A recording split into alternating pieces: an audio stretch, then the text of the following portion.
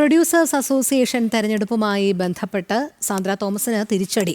പത്രിക തള്ളിയതിനെതിരെയും വരണാധികാരിയെ നിയമിച്ചത് നിയമാവലി പ്രകാരമല്ലെന്നും ആരോപിച്ചുള്ള 2 ഹർജികളും കോടതി തള്ളി. ഇതോടെ തെരഞ്ഞെടുപ്പിൽ മത്സരിക്കാനുള്ള സാന്ദ്ര തോമസിന്റെ വഴി അടഞ്ഞു. നാളെയാണ് തെരഞ്ഞെടുപ്പ്. ബീന റാണി ചേരുന്നു വിവരങ്ങളുമായി. ബീന, സാന്ദ്ര തോമസിന് മത്സരിക്കാനാകില്ല എന്ന് തന്നെയാണോ? രോഹിണി, സാന്ദ്ര തോമസിന്റെ പ്രസിഡന്റ് സ്ഥാനത്തേക്കും ഒപ്പം തന്നെ ട്രഷറർ സ്ഥാനത്തേക്കും സമർപ്പിച്ചിരുന്ന പത്രിക വരണാധികാരി നേരത്തെ തള്ളിയിരുന്നു.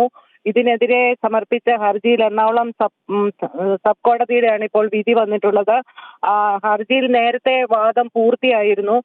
എന്തായാലും ഇതിന് നാളെയാണ് പ്രൊഡ്യൂസേഴ്സ് അസോസിയേഷന്റെ തെരഞ്ഞെടുപ്പ് നടക്കാനിരിക്കുന്നത്. ഇതോടെ സാന്ദ്ര തോമസിന് മത്സരിക്കാനാവില്ല എന്ന കാര്യം വ്യക്തമായിരുന്നു. അതേസമയം എക്സിക്യൂട്ടീവ് സ്ഥാനത്തേക്ക് അവർ മത്സര രംഗത്തുണ്ട്.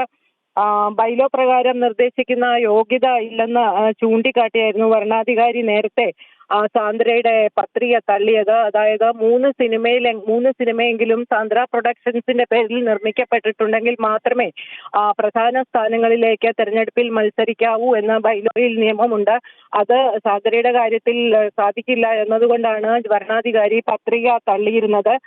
അതേസമയം ഇത്തരത്തിൽ പത്രിക തള്ളിയതോടെ സാന്ദ്രയുടെ ആരോപണങ്ങളെല്ലാം തന്നെ വ്യാജമാണെന്ന് തെളിഞ്ഞതായി പ്രൊഡ്യൂസേഴ്സ് അസോസിയേഷൻ മുൻ സെക്രട്ടറി ബി രാകേഷും ഒപ്പം തന്നെ മുൻ വൈസ് പ്രസിഡന്റ് ജി സുരേഷ് കുമാറും വ്യക്തമാക്കിയിട്ടുണ്ട്. നിലവിൽ സാന്ദ്രയുടെ അസഹിഷ്ണുത ആണ് ഈ പ്രശ്നങ്ങൾക്ക് കാരണമെന്ന് നിലവിൽ സെക്രട്ടറി സ്ഥാനത്തേക്ക് മത്സരിക്കുന്ന ലിസ്റ്റിൻ സ്റ്റീഫനും പ്രതികരിച്ചിട്ടുണ്ട്. എന്തായാലും ഇപ്പോൾ ഹർജി തള്ളിയതോടെ സാന്ദ്രയ്ക്ക് മത്സരിക്കാനുള്ള വഴി അടഞ്ഞിരിക്കുകയാണ്. നാളെയാണ് തെരഞ്ഞെടുപ്പ് നടക്കുക.